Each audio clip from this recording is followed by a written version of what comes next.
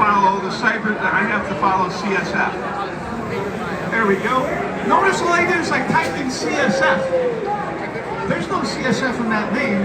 We know all of the different names you guys call everything. We know that you call list 851, 851. We know you call list 851 that large-ass piece of crap that I have to follow, but I really don't want to. And by the way, if you type that in there, you would find that. My guy's totally not the swear, sorry about that. But it is, and I know the guy who wrote it. So if you type this in, we will help you find this stuff, and watch what happens when I click that. You've now added that to the controls you have to follow. It's gone through and deduplicated everything. It's gone through and built your mandated citations, your all the citations and the implied citations with one click. Okay? I've watched organizations sit down with the legal folks that determine what they have to follow, with the folks that have to go through audit, and within 2 hours come up with their list of common controls that they need to then add to ServiceNow.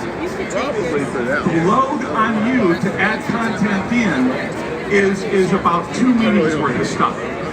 And then you can save your lists, and if you're doing third-party vendor management with this, how many of you guys ever gotten a spreadsheet from a bunch of third parties saying, do you follow this stuff? All right? We have a way of deduplicating that. I'm going to go on into my lists, manage my saved lists, and I'm going to go grab a list. Here's an API test list, and I'm going to go take a look at that. Manage distribution lists. So now, not only, I don't have a distribution list for it yet, I haven't sent it to anybody, but now, not only do I have my common controls list, with a click of a button, whoops, I guess I'm just clicking the button. There we go. With a click of a button, you can send, even with a CSV file, you can send this to everybody that you need to do third-party risk management with. They will then get that list in the Common Controls Hub, and for free, they can go on in, get your list, look at your list, and compare your list of what you're sending them to what they're already doing. We have a comparison feature that goes on in and actually compares one authority document to another.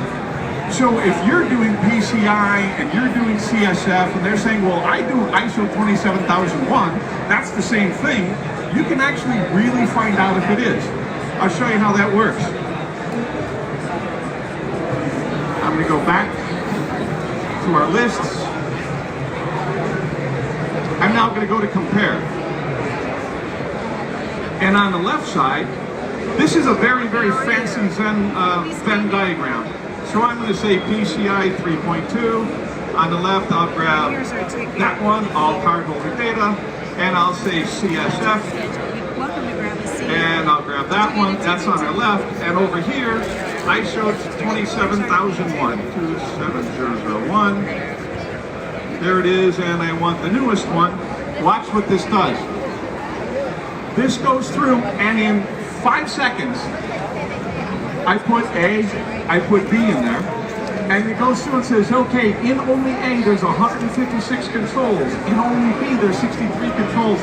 And by the way, only 3 of them match. So you know what, guys? 27001 doesn't match CSF and PCI. There's not a lot of overlap. There's not a lot of cross. That's what this can do for you, because there's a patented methodology for mapping all of this stuff together. It's actually called definition encoded distance vectors. Fancy term, right? But what's going on, and you can do this on your own, it's kind of neat. If you type in mapper.unifiedcompliance.com, first of all, you can see everything that we're mapping. And like a magician, there's nothing up my sleeves. If you come on in, you can go into any mapping process that we're doing at any time. You can actually view the details, and you can even comment on them. You can comment, well, that was just a review. You might not want to comment on that. It's boring. Oh, here we go. Comment now on this one. This one has been finished. We actually have 7 days left in public comments, and you can go on in and you can comment on anything that we were doing in mapping, which is really cool. So if you didn't like what we're doing, you can say, hey, I don't really appreciate what you did, I think it's wrong, and we'll take a look at it. Or what you could do is you could go into semantic compare, and I'll show you exactly what's happening. So let's say one regulation says close the tap, and the other regulation says turn off the faucet. Underneath the hood, what we're doing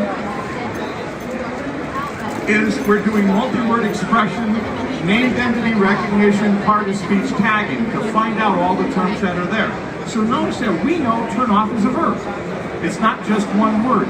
We have a way that when you're putting in long terms, it actually goes in and picks up the multi-word expressions. We have the only multi-word expression tagging engine in the entire compliance universe. We have the only one. And it's patented, by the way. And underneath that, it says, okay, we're going to look at this, now we've got to get definitions. And it's the definitions that are the most important. So I'm going to say, yes, the tagging is correct on both of these. Oh no, come on. Yes, it is correct. There we go. Now we're going to select the definitions. And I'm going to say, well, that is that is that. This definition is here, this definition is here. So submit both of these. And once I submitted it, underneath the engine, it's going through and is comparing. And it uses the definition engine, a thing called definition encoded distance vectors, to say that turn off and close, there are no terms in between thesaurus. You know how the thesaurus has jumps in between things? There are no terms in between this and this, so there's zero hops. No, this is a synonym of this, zero hops. Therefore, we're 90% accurate. We think 90% that that's the same thing. The only way you would ever get to 100% if they literally said the same thing. So we have this algorithm in there that finds how close the definitions are. And you can see that if you go on over to compliancedictionary.com. And by the way, this mapping tool I'm showing you, absolutely free for you to use forever. The compliance dictionary, absolutely free to use forever. So if I go over to TAP and I type in TAP, here's the dictionary term for TAP. And this is how we know faucet, gate, spigot, stopcock. We know that those are all synonyms. And so if we clicked on any of those, or clicked on the hypernyms or hypernyms, we go to that definition, and you see how we link back and forth. That's what the database is doing underneath. So when you're putting your compliance content together into ServiceNow, you start with a library of common controls, because we know how to read everything that they're saying, and you know these guys are saying the same thing a lot. You know, one guy is saying personally identifiable information, and the other guy is saying personal data. We know that means the same thing. You know, we know that the 18,000 versions of the word protect, we know that it's the same thing. So it automatically lets you deduplicate the controls that you're going to then send to ServiceNow. So instead of sending to ServiceNow 3,000 controls, you can send them 400 common controls, and then that lightens your load and lets ServiceNow go on in, and when you're auditing, do audit once and report many. And there you go. Yeah, give him a round of applause. Isn't he awesome? You are just so awesome. I love your energy. I love his excitement, and you are the founder. Can you tell why he's passionate about the business? Okay, we have one lucky winner in this theater presentation that's gonna win our, we have a $25 gift certificate to Regal Theaters. Who feels lucky? Oh good, we do have some lucky people. Okay, I'm gonna let you choose the winner. Who's that one lucky winner? Me. No, I'm kidding. 708906. 708906, are you here? Do we call them or? Okay, let's pick another one. That one off to the side. Oh, he just ate it. He ate the ticket. 708847.